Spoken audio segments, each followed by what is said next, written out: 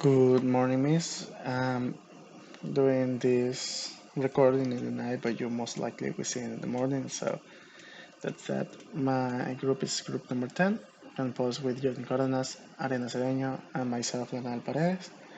And I'm going to talk to you about Call for Teaching Language Skills, listening, speaking, and writing, the four main ones. The introduction. It refers to the use of technology, particularly computers or digital resources, to support and enhance the teaching and learning of various language skills. This meaning the four ones that I stated before. The first one that we have is reading. In the early days of calls, reading software was designed to enhance skill in order to transfer them to paper materials. What does this mean? That you learn to read in a computer, to read notebooks, to read books, to read anything that has to do with more physical stuff. But more recently, reading in digital format has become more common. Why? Because it's much more easier to carry information on a laptop that carry like 10 books that you can have. Especially now with Kindles and ebooks that you have unlimited access to technology anywhere, so you can pretty much carry your information anywhere with you.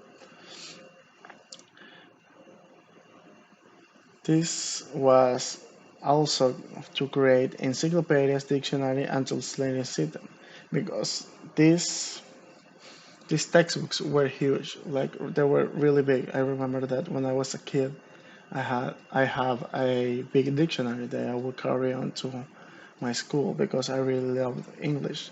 But there are words that I didn't understand, and it's not like nowadays that you don't know a word and you type it in Google and Google almost instantly translates it to you. In the past, you needed to carry on dictionaries, so that's that.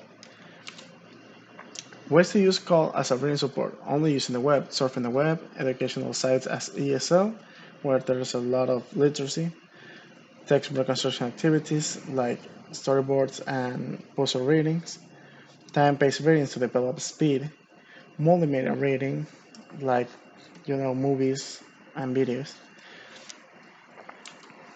Next up is listening.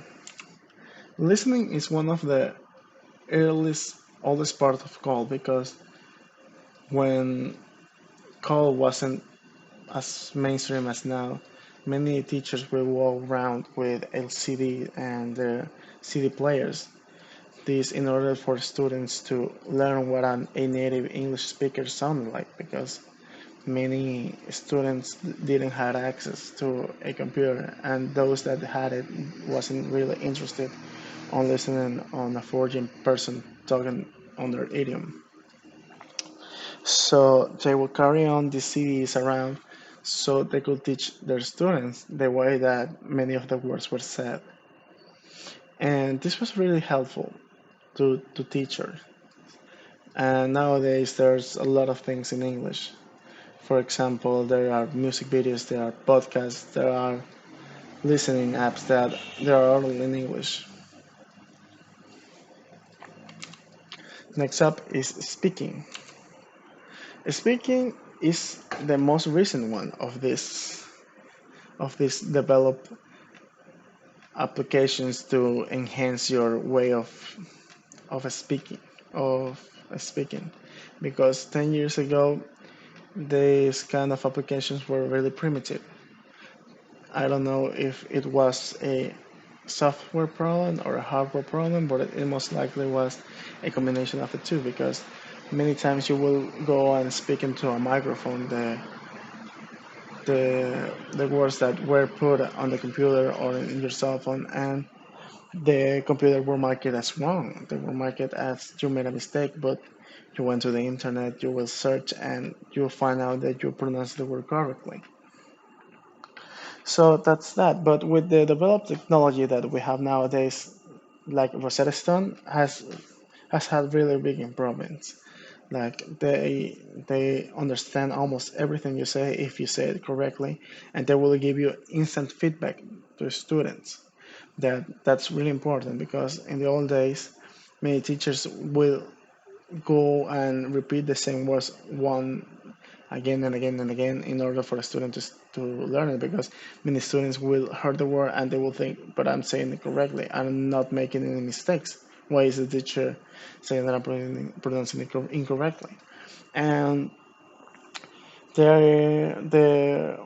kind of applications also spread out the words in a way that you can see with words how it's meant to be sounded out the word, and that's really helpful because correcting a way the students speak is really difficult because they are hearing in their mind the same words that you are saying they're saying exactly the same, but that's not the case. And nowadays, in the world that we live in post COVID, many of the words that we have are from home, and some we have video conferencing, role play exercise in which the students learn a lot with this method. There are record and listening activities like the one that I'm doing right now, and there's voice recognition technology with phones like a Windows phone like Cortana that have many assistants, Siri for iPhone, and the Google one from any phone that uses Android. You can really experiment with this technology nowadays because your mind is only what really only left you out of this, because the future is advancing at an alarming rate. Next up is writing. Writing revolutionized for everyone the word processing. In addition of the spell checkers, that has been very helpful. What I mean with this, that writing revolutionized everyone for word processing, I mean it as because there was this thing that we needed to carry on big carpets, big records of everything that we wrote, notebooks that we have to carry on the inventory of our jobs around. And this was really inconvenient because it's physical space that you're occupying.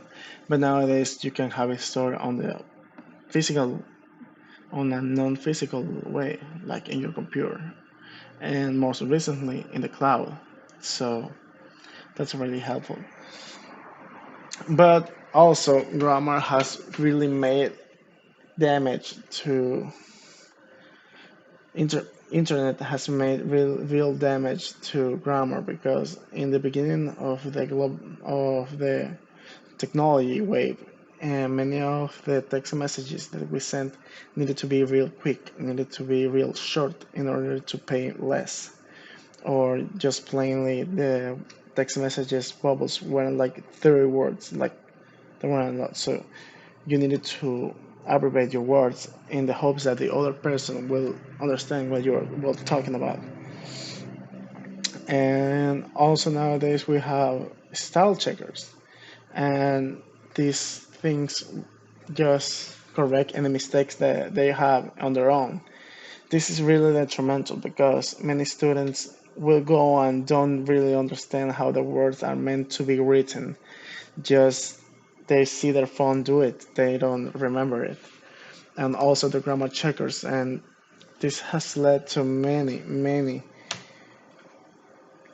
grammar mistakes. And also the technology that has been used for call, especially on writing techniques, it's really non-functional at the moment because computers can really understand what are you trying to say on the report, on your essay.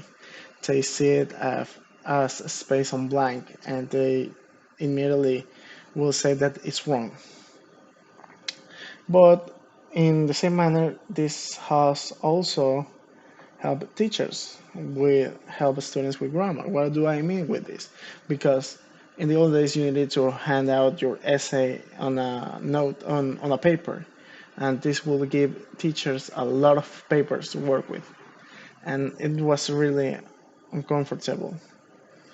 So nowadays, the teacher can go on the computer and read out every single one of what the students uh, write, and correct them if they're wrong. So, and it's really complicated the place where grammar, where writing is now in a technological world, because there are things that make it easier, but there are also things that make it harder to be better, to enhance your writing. And that's it. That was all of our presentation. We had an activity, but we couldn't present it for many reasons, Miss. And I'm really thankful for you to help me out with this kind of stuff, because sometimes I really engulf on my life, and this is a bit of fresh air, because life is really stressful, Miss. Thank you for everything. I hope that I see you around on the campus, because you're an amazing person, and I would love to see you again around and always wave of you. Thank you so much for being the best teacher that I have in the last couple of years. Thank you, Miss, and have a good weekend and a good life.